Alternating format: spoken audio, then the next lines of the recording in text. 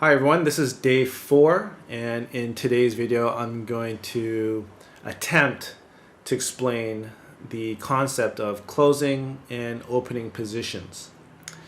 So in this video it'll be a discussion, and then every video afterwards will be another video where I'll be clicking and showing you how to do the closing and an opening.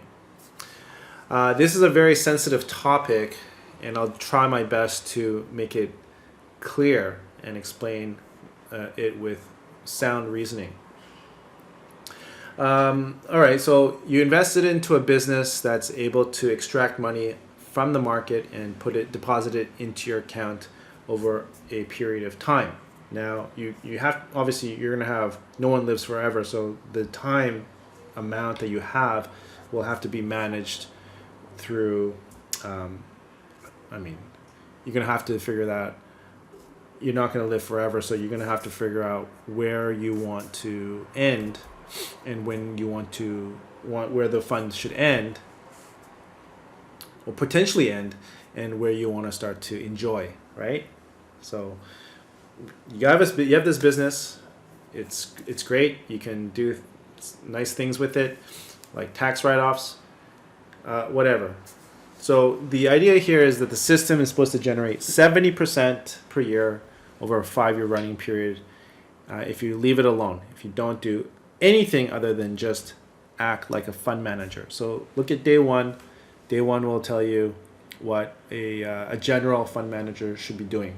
And that's basically making sure that the positions are matching, the internet is still live, the TradeStation platform is connected and live, and everything is running smoothly. And that takes literally 30 seconds per day. All right. So here on the screen, you can see an equity curve, and yeah, it looks a little choppy. It's only been running for 1.5 years, but it's been moving in the right direction. And this has been doing it autonomously, letting the algorithms close on its own. Okay. And then a couple of times there are periods where we lock in those gains. So with that being said, we will have to then talk about what do you think is harder to do? Is it harder to open a position, or is it harder to close a position? Okay, and based on my experience, I know that closing positions is harder than opening. Okay, now if you have rules, stop losses, and stuff like that, and you're a day trader, you're gonna have a lot of rules. You're gonna have like sticky notes all over the place, and then over a couple of years, all those sticky notes are hardwired into your brain, and you'll just become a machine basically, right? But if you're not in that game, then you're gonna have to, and you have a system that does that for you, then you're gonna have to come up with not too many rules, but some reasonable rules on how to close a position. So based on my experience, I'm saying that closing a position is a lot harder than opening position. And in the system, because the system is able to automate all the trades for you, regardless of when you close and open the positions, if you do that manually, the system is designed with a buffer to take those mistakes that you make when you close the positions into it. They take that into account. I've already included that into the design. But if you do that too many times, if you close a position, okay, especially closing positions with a profit too many times, what happens is you'll get into that concept where you'll be against the concept where more is less, or less is more.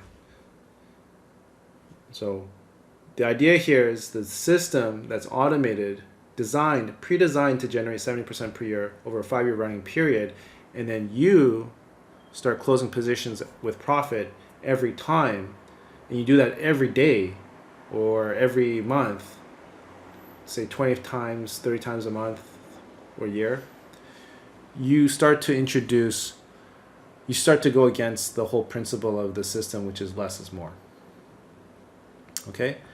And once in a while, I would say in 10% of the time, there will be 20% of the time, there will be situations where you actually have to close a position. And in the next videos, I'll discuss on those specific instances. And you can always get back in after you close the positions, but there's going to be some pretty clear reasons why you're closing a position. For example, last year in November, Apple moved 25% within 2 weeks after doing absolutely nothing, maybe trading all the way up until the beginning of November. It was down about 5% for the year. The average return on Apple, you can look it up on the internet, is 20% per year. And Apple moved 25% in 2 weeks. So, and then the algorithm actually captured the full 25%. So with a 25% move in 2 weeks, it's a very, very hard thing for Apple to do, and it did it. And that's a pretty good reason why you probably want to close that position at 25%, because if you let the algorithm close it for you, it will have to have a reason as well to close that position, and usually that reason will be it closed below a moving average, and that could be potentially, a 10, maybe a 5% drop, and that 5% drop from 25% to 20% could be even 10% drop. That difference, where the algorithm closes it versus you recognizing that a 25% move in 2 weeks is unreal, that difference is called an alpha. So people who close positions, from my experience, and I've done it too, I'm not perfect, but I'm just discussing here and talking about how to mitigate it. People will close positions based on one solid reason, and that's because of profit. Okay? Now, the profit, the emotions behind closing that position with a profit, it could only be two things: fear, or just following a set of rules. Okay? Now, people who close on fear and lock in those gains, then obviously they have to understand that when they close the positions, it will become, the algorithm will not be able to get back in that position if that stock continues to move up another 10 or 15%. And that will lead into leaving profits on the table, which we do not want to do. Okay? And people who close positions because they are happy with the profits, then they're in the same situation. The algorithm will not be able to get into the position unless they manually open the position after seeing a gap up maybe 5% in the morning. But they will lock in those profits because of an emotion where they feel satisfied and comfortable with locking in those gains. The system 750R has no emotion. Okay, so it's a fully self-automated system that is going to protect the initial capital. It's going to do its best to protect and grow the profits.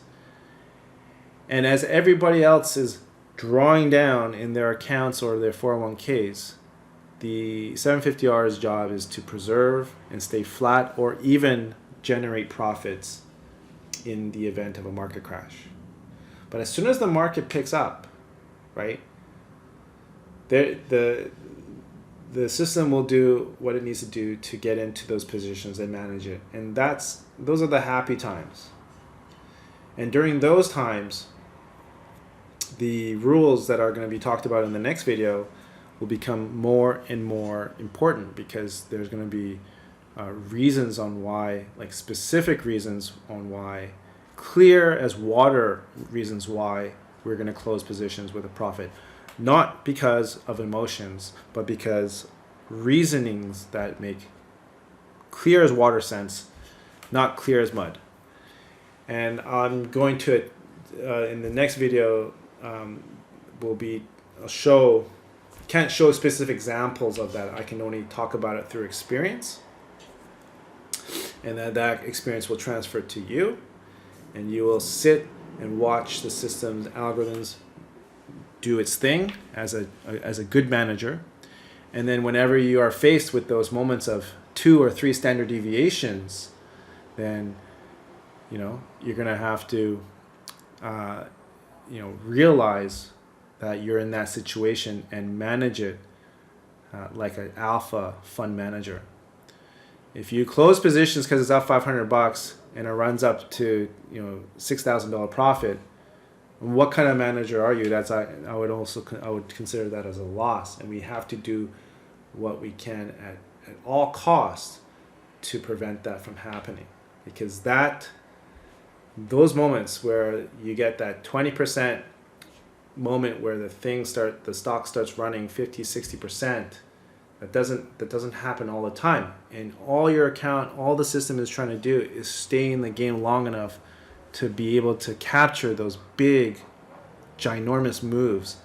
And that could be taking your account from a yearly return of 35% gross to maybe 125, and that would make the whole huge difference going into the next year when we compound those profits. All right, so thank you very much for listening to the rant, and I'll continue making these videos so that you can understand how to become a better fund manager for your family retirement account.